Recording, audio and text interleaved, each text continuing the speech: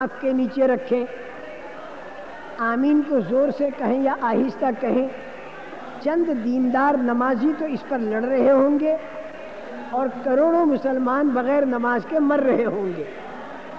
اس کے بجائے بھائی مسائل اختلافیہ کا تذکرہ نہ ہو، اپنے اپنے محلے کی مسجد کے امام صاحب سے مسئلوں کو الگ الگ آدمی سیکھ لیا کرے تاکہ نماز اس کی صحیح ہو۔ لیکن جب جماعتوں میں نکلیں تو ہاتھ اٹھانے والے کو اٹھانے دیں، آمین زور سے کہنے والا زور سے کہتا رہے، آہستہ کہنے والا آہستہ کہتا رہے۔ کیوں کہ یہ جتنی باتیں ہیں یہ ساری نبی پاک صلی اللہ علیہ وسلم کی حدیثوں سے ثابت ہیں۔ اس لیے ان چیزوں میں بجائے لڑائی کرنے کے ہم فضائل کی تعلیم کریں تاکہ ہمارے دلوں میں ہمارے اندر اعمال کا شوق پیدا ہو اور پیاس پیدا ہو۔ پیاس پیدا ہو جائے تو اس کے بعد پھر وہ پانی مانگے گا، مسئلے پوچھے گا۔ اس سے کہا جائے کہ پانی تم اپنے اپنے کنوؤں کا پیو، یعنی جو اپنے اپنے مقام کے جانکار لوگ ہیں ان سے پوچھ کر چلو۔ نماز کے اندر مسائل کا جاننا ضروری۔ ایک بات یہ بالکل ذہن میں بٹھا لیں کہ بغیر مسائل کے سیکھے نماز نہیں ہوگی، تو سیکھنا تو پڑے گا آپ کو۔ جماعت کے اندر نکل کر تو صرف اتنا سیکھ لیں کہ نماز میں کیا کیا پڑھا جاتا ہے، سورہ فاتحہ کو اچھی طرح یاد کر لیں، چند صورتیں اچھی طرح یاد کر لیں، اور کوشش کریں اس بات کی کہ وہ تجوید کے ساتھ ہوں۔ لیکن بھائی بیچارے بہت سے بوڑھے جن کے دانت بھی نہیں اور 80 سال کی ان کی عمر گزر گئی، اب وہ تجوید کے ساتھ نہیں پڑھ پاتے، تو ان کو زیادہ پریشان نہیں کرنا چاہیے۔ وہ کوشش کرتے رہے، اللہ پاک انہیں کوشش کا بدلہ دے گا، بلکہ ڈبل دے گا۔ والذی یتطاوع فیہ وہو علیہ شاق لہ اجران، اللہ اسے ڈبل بدلہ دے گا۔ لیکن سورہ فاتحہ اور چند صورتوں کا صحیح طریقے پر سیکھنا یہ ضروری ہے، کیونکہ نماز میں پڑھا جاتا ہے۔ نماز کے اندر اٹھنا اور بیٹھنا یہ صحیح طریقے پر ہو، اسی رکوع اور سجدہ صحیح طریقے پر ہو، اطمینان کے ساتھ ہو، اور دھیان اللہ کا جم رہا ہو، کیونکہ ہم اللہ کے سامنے کھڑے ہیں تو ادھر ادھر دھیان کو جانے نہ دیں۔ اگر دھیان اللہ کی طرف نہ جمے تو بھی اپنا کام کوشش کرنا ہے، گھبرا نہ جانا، کوشش کرنا ہمارا کام ہے۔ کوشش کرتے رہیں اللہ کی طرف دھیان جمانے کی۔ پھر بھی دھیان ادھر ادھر بچل جائے تو انشاءاللہ امید ہے کہ اس آدمی کو گناہ نہیں ہوگا، کیونکہ یہ دوسروں کے دھیان کو لاتا نہیں، دوسروں کا دھیان خود آتا ہے، اور یہ بیچارہ کوشش کر رہا ہے اللہ کا دھیان لانے کی۔ تو اللہ کا دھیان لاویں، ادھر ادھر کا دھیان اگر آئے تو کوشش کریں کہ وہ نہ آوے۔ تو نماز میں ایک تو اللہ کا دھیان ہو، نماز میں جو چیز پڑھی جاتی ہے وہ صحیح ہو، نماز کے اندر کھڑا ہونا، بیٹھنا، رکوع سجدہ وہ بالکل صحیح ہو، نبوی طریقے پر ہو۔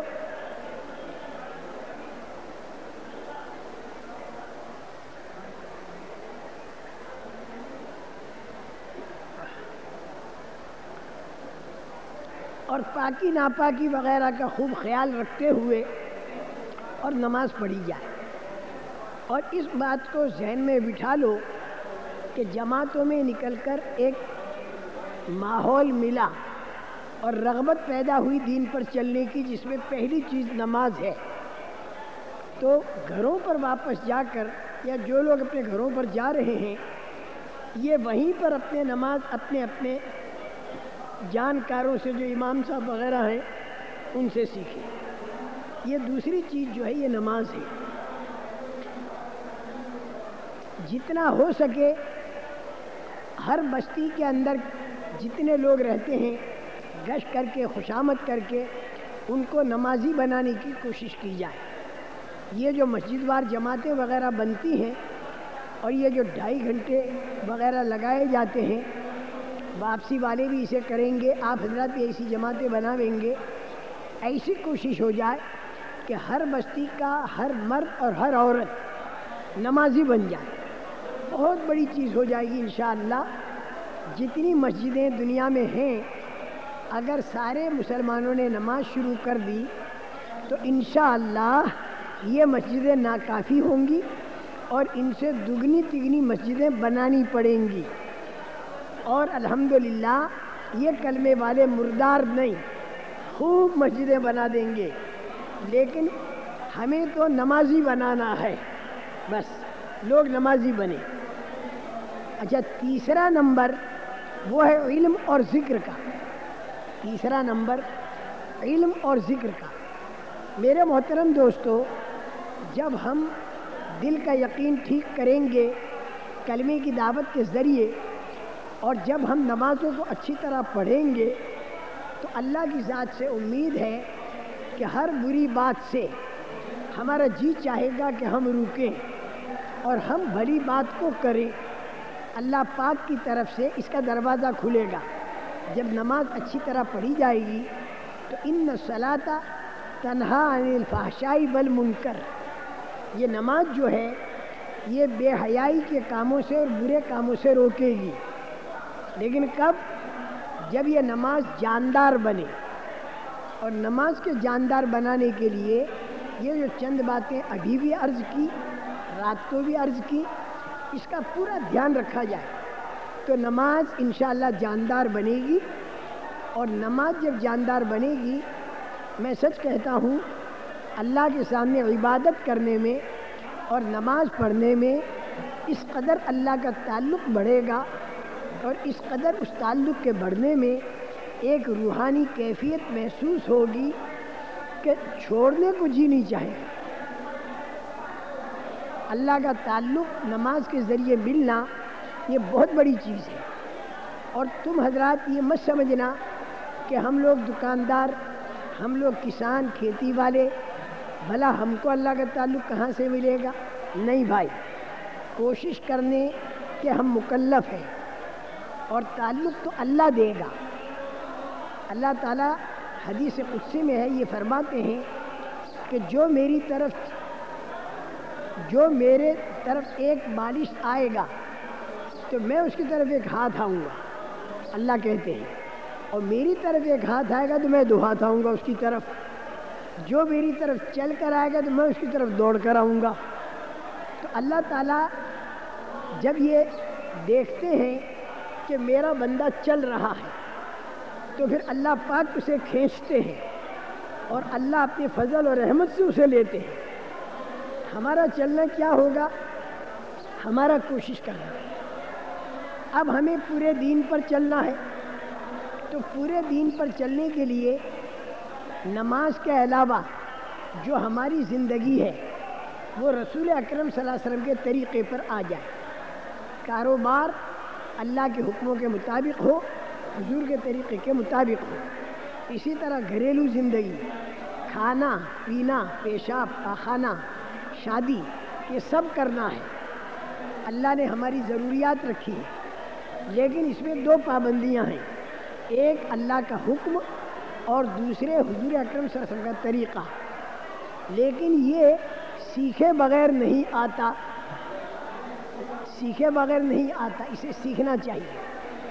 لیکن سیکھنے سے بھی پہلے ہمارے دلوں میں دینی اعمال کا شوق اور رغبت پیدا ہو، دینی اعمال کا شوق اور رغبت پیدا ہو۔ اس رغبت کے پیدا کرنے کے لیے یہ فضائل کی تعلیم ہے، یہ جو فضائل کی کتابوں کی تعلیم ہے، یہ اس شوق کے پیدا کرنے کے لیے، کیونکہ پہلے آدمی میں شوق پیدا ہوتا ہے، اور جب آدمی میں شوق پیدا ہوتا ہے تو پھر وہ آدمی اس کام کو کرنے کو تیار ہوتا ہے۔ رکشہ والا 15 روپے کے شوق میں کتنی تکلیفیں اٹھاتا ہے، کسان 10 من کے 100 من بنانے کے شوق میں کتنی تکلیفیں اٹھاتا ہے، تو اسی طرح جو عمل اللہ رسول کے حکموں کے مطابق ہو اس پر کیا ملے گا، یہ فضائل کی کتابوں کے اندر ہم پڑھتے رہیں تو اس کا شوق ہمارے اندر پیدا ہوگا۔ جب شوق پیدا ہوگا، جب وہ عمل ہم کریں تو وہ جو وعدہ ہے اللہ کا یا اللہ کے رسول صلی اللہ علیہ وسلم کا، اس وعدے کی امید باندھ کر ہم وہ عمل کریں تو وہ عمل بڑے شوق سے ہوگا، بہت شوق سے وہ عمل ہوگا، ہر عمل شوق سے ہوگا، بشرطے کہ اس کی قیمت جو ملنے والی ہے اللہ کی طرف سے اس کی امید باندھ کر کریں۔ مثلاً وضو کر رہے ہیں تو تعلیم کے اندر ہم نے سنا تھا کہ وضو کے اندر جہاں تک پانی جاتا ہے یہ حصہ قیامت کے دن چمکے گا، پیر بھی، چہرہ بھی، ہاتھ بھی قیامت کے دن چمکے گا۔ اور رسول پاک صلی اللہ علیہ وسلم حوض کوثر پر اپنے امتیوں کو پہچان پہچان کر پانی پلائیں گے، اور ان کی پہچان کیسے ہوگی؟ ان کے جو وضو کے بدن کے حصے جہاں وضو کا پانی لگتا ہے یہ چمک رہے ہو۔ تو اب یہ بات آپ نے تو تعلیم میں پڑھی، جب آپ وضو کرنے بیٹھے تو بہت شوق کے ساتھ آپ وضو کریں کہ امید ہے اللہ کی ذات سے کہ یہ حصہ قیامت کے دن چمکے گا، اور وہ قطرے جو پانی کے گرتے ہیں وضو میں تو ان قطروں کے ساتھ گناہ جھڑتے ہیں، تو ایک لطف لیں اور مزہ لیں شوق کے ساتھ کہ گویا گناہ جھڑ رہے ہیں۔ اس طریقے سے ہمارے اعمال بہت شوق اور رغبت کے ساتھ ہوں گے، اس لیے یہ فضائل کی تعلیم ہوتی ہے۔ جماعتیں جو نکلتی ہیں تو فضائل اعمال کی کتابیں ان کے پاس ہوتی ہیں، فضائل نماز ہے، فضائل ذکر ہے، اور اسی طرح فضائل قرآن ہے، حکایات صحابہ ہے، فضائل تبلیغ ہے۔ یہ چند کتابیں ہیں، ان کتابوں کو پڑھنے اور سننے شوق اور رغبت کے ساتھ پھر وہ کیفیت اس عمل کے وقت میں پیدا ہو اس کی کوشش کرتے ہیں۔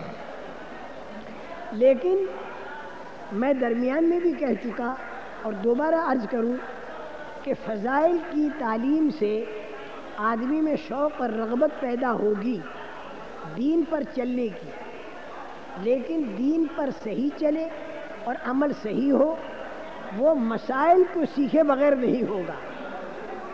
اور مسائل کا سیکھنا یہ اپنے اپنے گھروں پر جا کر اپنے اپنے جاننے والوں سے پوچھ کر مسائل کو سیکھنا ہے۔ سب سے پہلے تو نماز کے مسئلے، اور اس کے ساتھ آپ جو کاروبار کرتے ہیں، کھیتی کرتے ہیں، دکان کرتے ہیں، آپ دفتر میں جاتے ہیں، ان مسائل کا سیکھنا، تاکہ وہ مسائل اللہ کے حکموں کے مطابق ہو، وہ عمل اللہ کے حکموں کے مطابق ہو اور رسول اکرم صلی اللہ علیہ وسلم کے طریقے کے مطابق ہو۔ یہ بالکل نہ دیکھیں کہ پیسہ کم ہوا یا زیادہ، یہ دیکھنا پڑے گا کہ شریعت کے مطابق وہ عمل ہوا یا نہیں ہوا۔ شریعت کے مطابق عمل ہو کر اگر پیسہ کم ملا تو اللہ اسی کم پیسے کے اندر زندگیوں کو بنا دے گا، اور اگر شریعت کے خلاف پیسہ اگر زیادہ بھی ملا تو اسی پیسے کے اندر اللہ تعالیٰ زندگی کو اجاڑ دیتا ہے۔